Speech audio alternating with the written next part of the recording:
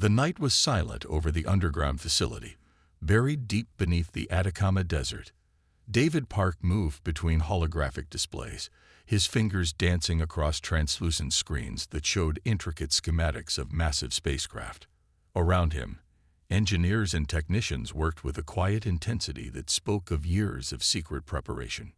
Each supercarrier represented humanity's most ambitious project in history. They weren't just ships, they were technological marvels that could transform the balance of galactic power. Constructed in hidden shipyards beneath mountain ranges and ocean floors, these vessels had been built piece by piece, using materials and technologies that would make most alien civilizations pause in disbelief. The lead engineer, Michael Rodriguez, walked up to David with a datapad. "We've completed the quantum drive calibrations," he said, his voice steady but excited. "All 200 vessels are now fully operational and completely undetectable by current alien scanning technologies." David nodded, understanding the magnitude of their achievement. Humanity had been watching and preparing for decades. While other civilizations saw them as primitive, a species barely worth acknowledging, humans had been quietly developing technologies that would challenge everything these alien empires believed about them. The supercarriers were more than just military vessels. Each one contained advanced artificial intelligence systems that could adapt and learn faster than any known computational network in the galaxy. They were equipped with weapons that could disrupt spatial dimensions, defensive shields that could absorb and redirect energy, and propulsion systems that could traverse vast distances in moments. Hyun Kim, the strategic planning director, entered the control room. Her appearance was deceptively calm, but her eyes burned with a determination that had driven this entire project. "Our reconnaissance teams have confirmed the alien patrol patterns," she reported. "We have a perfect window of opportunity." The facility buzzed with a controlled excitement. These weren't just military personnel. They were the best minds humanity could assemble. Scientists, engineers, strategists, and soldiers who had dedicated their lives to a single mission: ensuring humanity's survival and potential dominance in a galaxy filled with potentially hostile civilizations.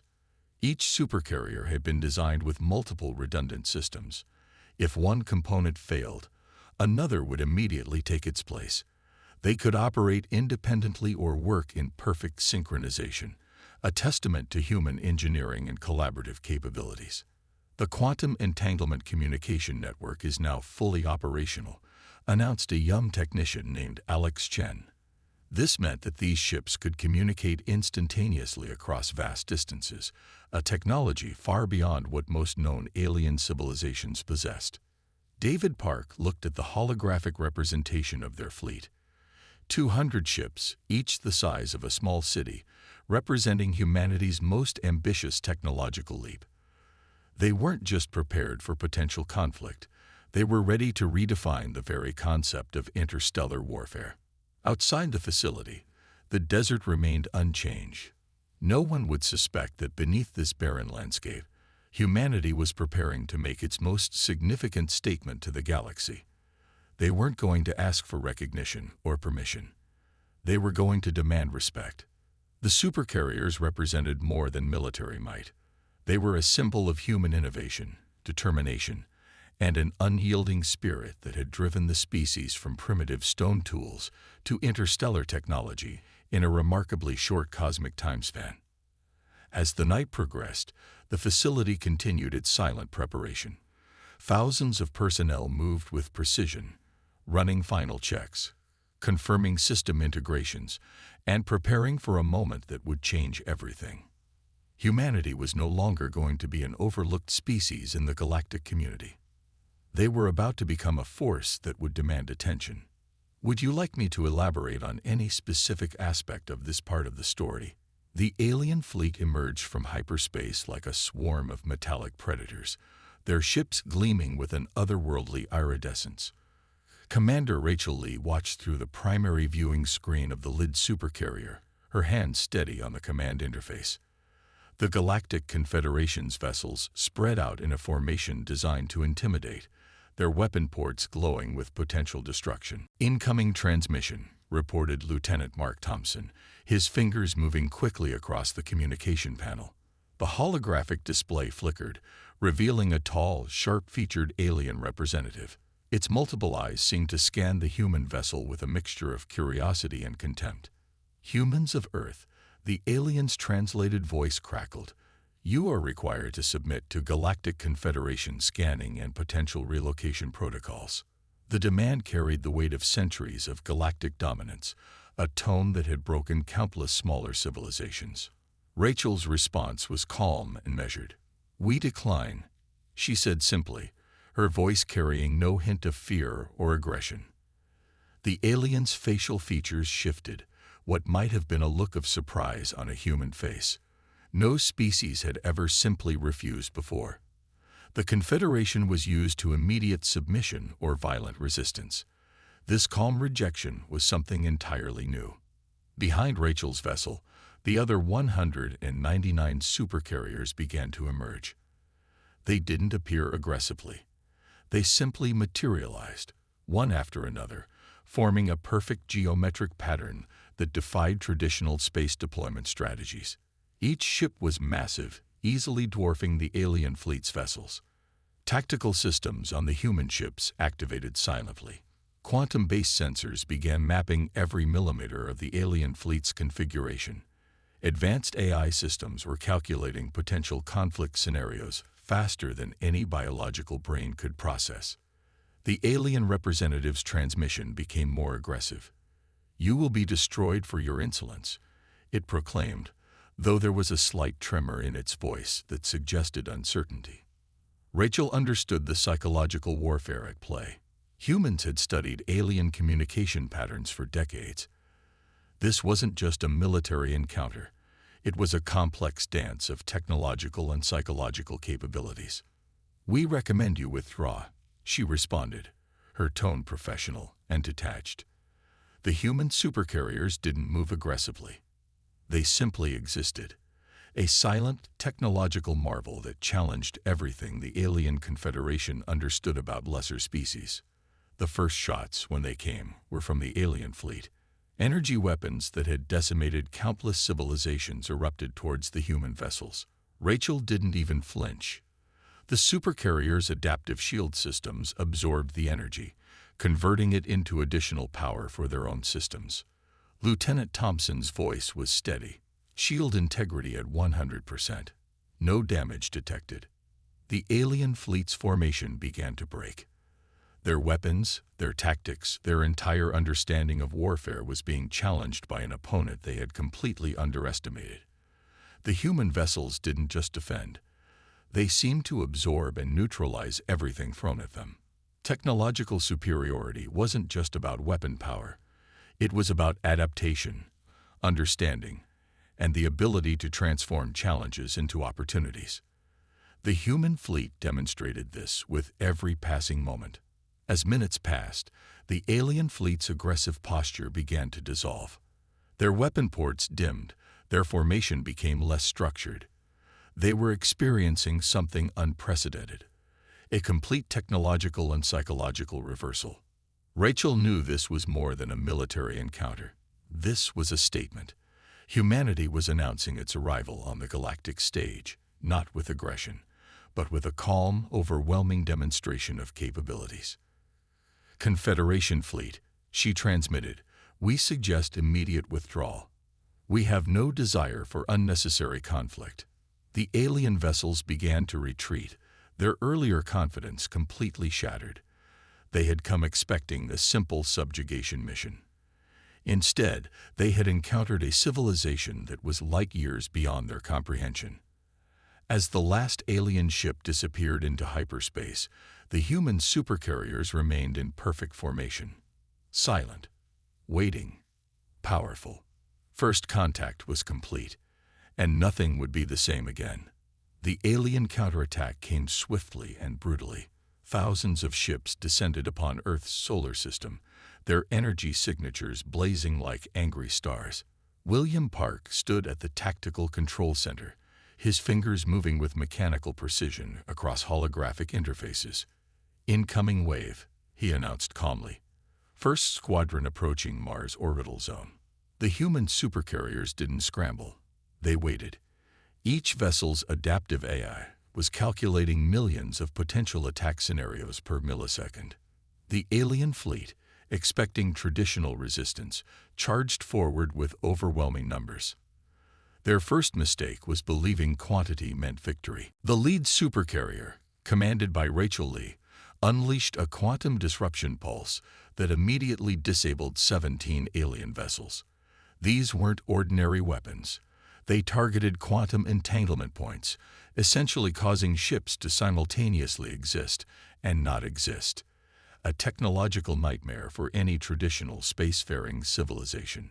Alien commanders watched in horror as their carefully planned invasion dissolved before their eyes. Entire squadrons simply disappeared. No explosions, no debris, just quantum cancellation. William's voice remained monotone. 73% of first wave neutralized. Minimal human resource expenditure. The alien fleet's formation began to break. Their military doctrine, developed over centuries of galactic conquest, suddenly meant nothing. Humanity wasn't playing by established rules of engagement. Each human supercarrier operated like a living organism.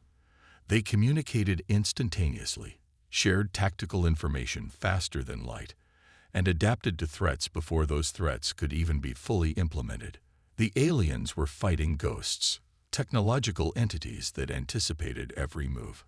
Defensive systems on human vessels absorbed incoming energy weapons, converting them into additional power. Alien missiles found themselves redirected, sometimes back towards their own fleets.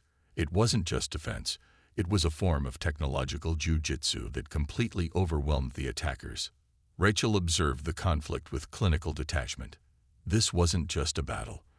This was a demonstration of technological superiority that would reshape galactic understanding of humanity's capabilities. Second wave approaching, announced a young tactical officer. Her voice carried no tension, just pure, professional observation. The alien Empress, watching from her command vessel, could hardly believe her sensors. Entire battle groups were being systematically dismantled without the humans appearing to even try. Their ships moved with a grace and precision that seemed almost supernatural. Quantum-based weapons continued to neutralize alien vessels. Some ships simply phased out of existence. Others found their internal systems completely scrambled, their crews becoming little more than confused energy patterns. By the battle's third hour, 92% of the alien invasion force had been completely neutralized. Human losses, 0. Not a single human life was at risk. Not a single human vessel had sustained even minor damage. William Park allowed himself a small smile. Decades of secret preparation had led to this moment. Humanity wasn't just defending itself. It was making a statement that would echo through galactic civilizations for generations. The remaining alien vessels began a hasty retreat. Their communication channels were filled with confusion, terror, and a dawning realization. They had severely underestimated humans. Rachel's final transmission to the retreating fleet was simple and direct. We recommend not returning. As the last alien ships disappeared into hyperspace, the human supercarriers maintained their perfect formation. Silent, powerful, waiting. The message was clear. Humanity had arrived, and they would not be conquered. In command centers across Earth, scientists and military strategists celebrated quietly. This wasn't just a victory. This was a complete redefinition of humanity's place in the galactic ecosystem. The universe would never be the same again. Would you like me to elaborate on any specific aspect of this part of the story? The alien homeworld glowed like a bruised pearl against the darkness of space. 200 human supercarriers emerged from Quantum Fold, their arrival silent and precise. Rachel Lee stood on the command deck, her eyes fixed on the holographic display showing the planet's defensive systems. The Galactic Confederation had consolidated their remaining forces around their home system. Thousands of ships formed a seemingly impenetrable wall of metal and energy. They believed this would be their final devastating stand against humanity. They were wrong. William Park's voice cut through the tension. Quantum disruption sequences ready. All AI systems synchronized. The supercarriers weren't just ships.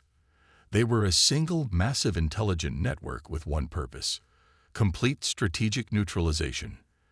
The first wave of alien counterattack came quickly. Energy weapons that had decimated hundreds of civilizations erupted toward the human fleet. But these weren't ordinary vessels. Each supercarrier absorbed the incoming energy, converting destructive potential into additional power. Rachel's command was simple: execute primary protocol. Quantum pulse waves spread across the alien defensive lines. Ships didn't explode. They simply disappeared. Entire squadrons became nothing more than scattered energy patterns. The Confederation's military infrastructure began to collapse from within. Tactical systems worked with impossible precision. Where traditional warfare would require massive destruction, human technology simply unraveled the very quantum foundations of the alien military presence. The alien Empress watched in horror. Her centuries of galactic dominance were being dismantled without a single human soldier setting foot on her world. Technology had become the ultimate weapon. Smaller alien civilizations watched the confrontation through open communication channels. What they witnessed wasn't just a battle. It was a complete transformation of warfare concepts. By the engagement's third hour, 95% of the Confederation's military capabilities had been neutralized. No massive explosions, no dramatic destruction, just precise, calculated technological intervention.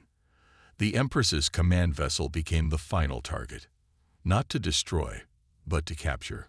Quantum entanglement technologies allowed human forces to essentially freeze the vessel's quantum state, rendering it completely immobilized. Target secured, announced the tactical team. Diplomatic teams were already preparing the next phase. This wasn't about revenge.